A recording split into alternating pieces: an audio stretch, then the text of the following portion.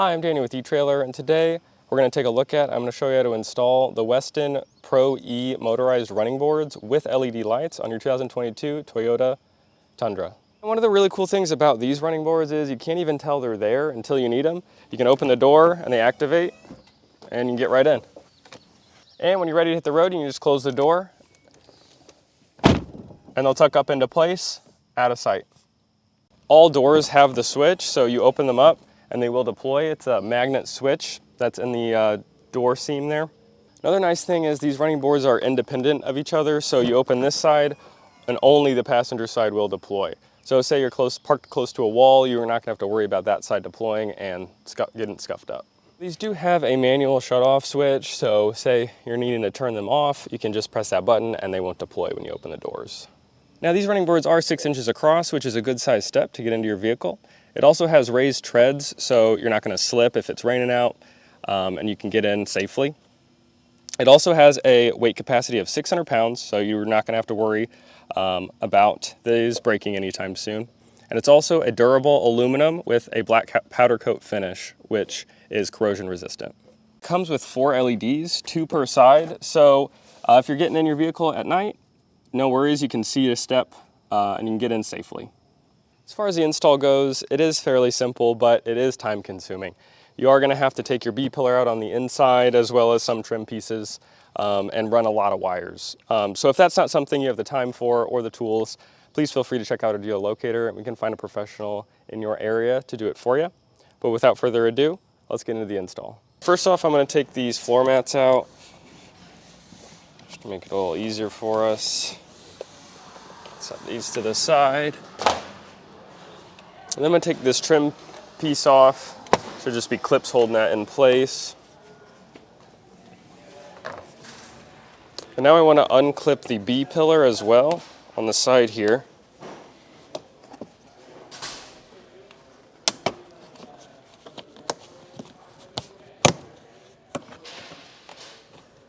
And I'm just going to leave it loose for now. Now there's going to be these clips holding this wire in place, but they're also clipped into the carpet. So I'm just getting a flathead and pulling these up so it frees these two. And now I'm going to repeat this process all on the driver's side. I'm pulling some of the carpet up under the passenger side seat here, and there's going to be a grommet right under there. There is already wires fed through, but I'm going to get up underneath, cut an extra slit so I can feed our wires through. So I'll get up under here. So now I got the wire harness here, and I'm going to go ahead and feed my white and brown wires up through that hole I made, as well as our manual switch wire. So I'll go ahead and get those all up into the cab, starting with these two. Pull our wires through that grommet.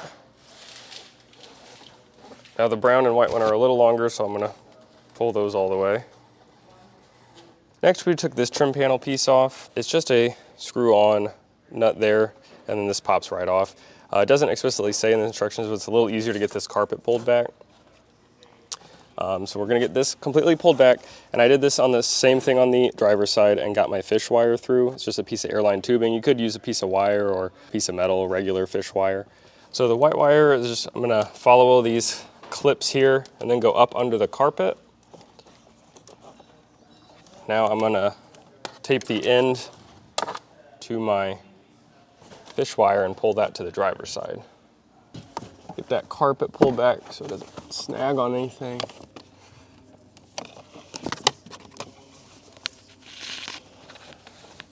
For this next step, I move the seat all the way forward. It's going to make getting this B-pillar off a lot easier.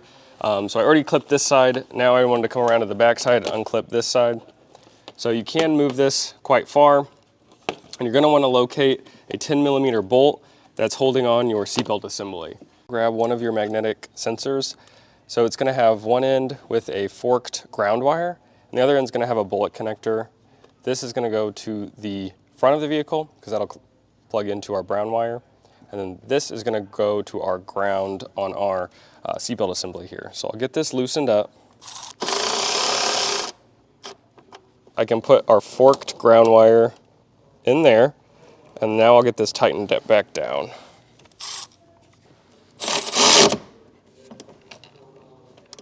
I got the brown wire and it was very long, so I just routed it with the existing harness. I'll zip tie this later. But now I can get this end, plug it into our butt connector here for our sensor. And this will all get tucked up behind the B-pillar. I'm going to decide where we want our magnetic sensor. So I'm going to lift, we're going to want it roughly around here. So I'm going to lift our rubber seal, get this disconnected, and run our sensor through this.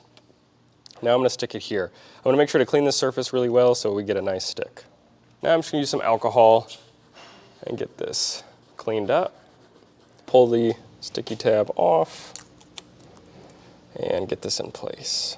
This circle ring actually accepts a rubber stop on the other end of the door, so that would be in the way of our other magnetic piece. You can actually use this as a reference point. So I put this about an inch from the center of this ring here. Now when we did put this magnet on, we found closer in is better because that lines up better with the mag strip on the other side. So now I'm going to remove the sticky side of this and get this stuck on our metal. Wrap this around, and I'm going to try and tuck this away just so it doesn't interfere with the B-pillar going back on, and it sits nicely back in there. So I just routed it up under this existing wire harness. Now I'm going to get our wires and zip tie it to that so they're all sitting back here nicely. So for our back door here, I measured from the center of our hinge to the top of our sensor, and I got it about 2 inches. And then you're going to want to come to the door side and do the same thing. And from the center to the top, about 2 inches, and that should line up with our sensor there. Coming over to the driver's side here, everything's exactly the same, except you're using your white wire to plug into your bullet connector. Now I found that my white wire was too short, so I did have to use a butt connector to make it a little longer. So if you don't have any wire to extend your white wire, because this one does not come in the kit, you can pick one up at etrailer as well as the heat shrink butt connectors I used, or usually your local auto parts store may carry them as well.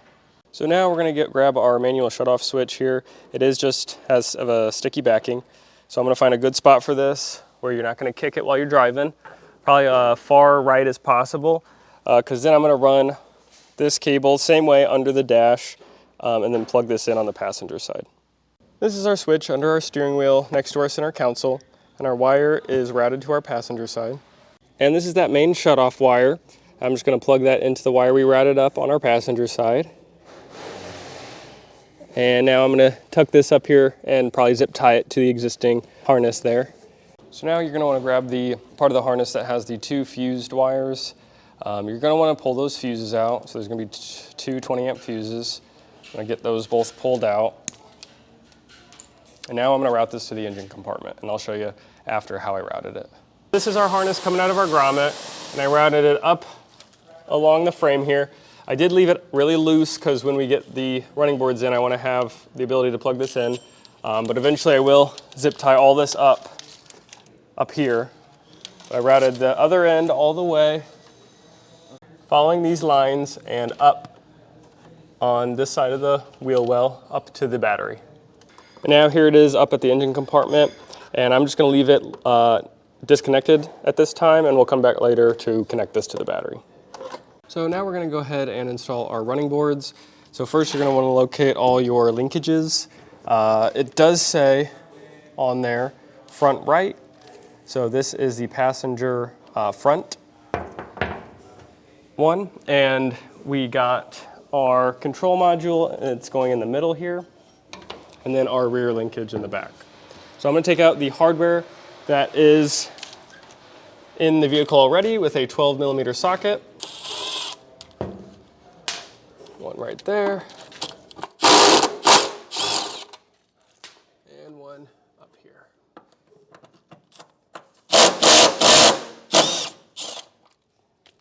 So now for the control module, there's going to be 2 in the middle, closer to the rear here.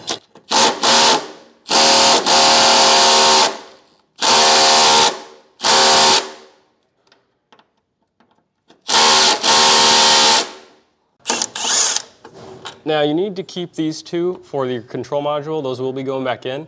But for the rest, the hardware does come in the kit. Now I'll take the two on the end here off. So now I'm going to put the rear passenger side hardware on, and the motor will be facing the cab. So we'll go ahead and get these loosely on.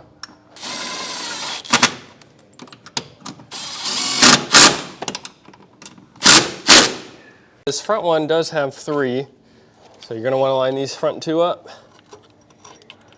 And now tighten all these down.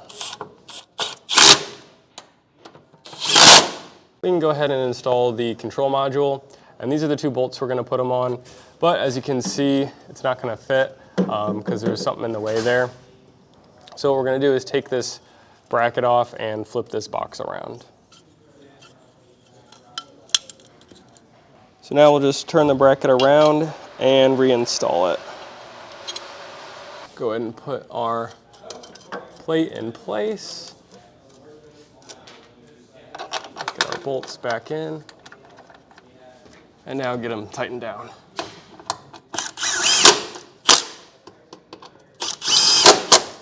So now you're going to want to grab your wire harness, and you're going to want to grab the part where it splits off into 2, and you got this black connector and then the one with the red.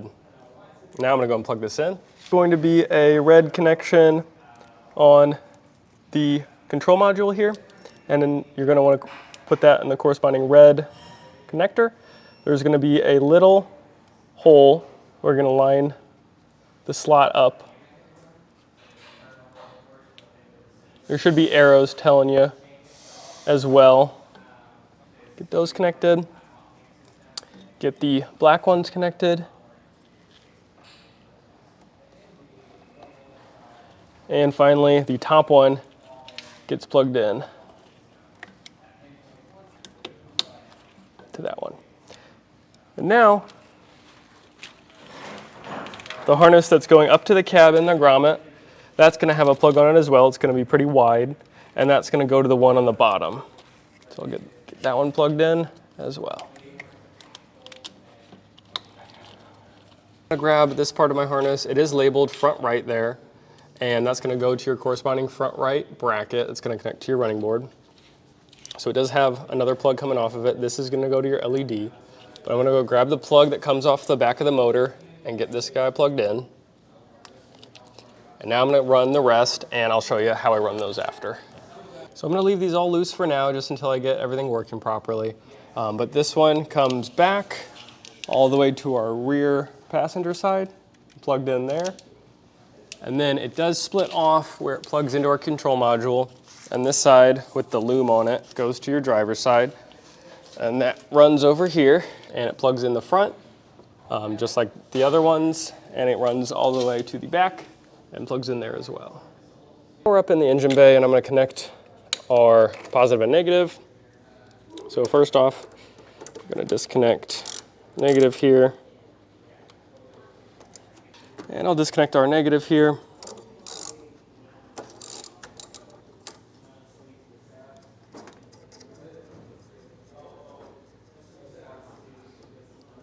And get our ground wire attached. Same thing for our positive side. I'm just going to get this loosened up.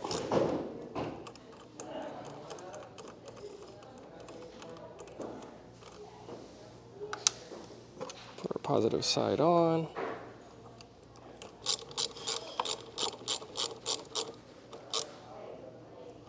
So we got our power switch turned off in the cab, and now I'm going to go ahead and put the fuses in. With the doors open, I'm going to go and power it on, and our bracket should extend here. With those extended, we're ready to put our running boards on. It's going to have 2 brackets. You're going to want to space them roughly where they're going to go. And I'm going to go ahead and put these down in the corresponding slot.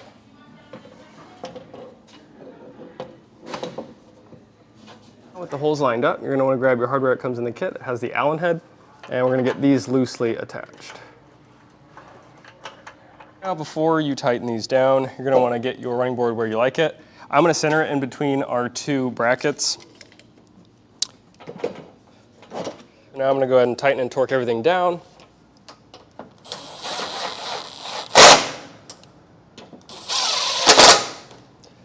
Now this is a pretty low torque value, so I'm just snugging them up, and then I'll come back with the torque wrench.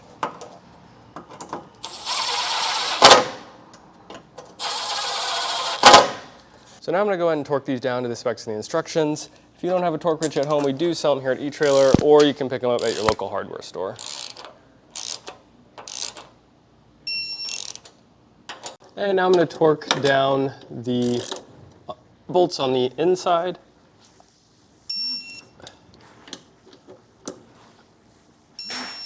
So now we can install our LED lights. So I'm gonna clean this area really well so it can stick. Just got some alcohol.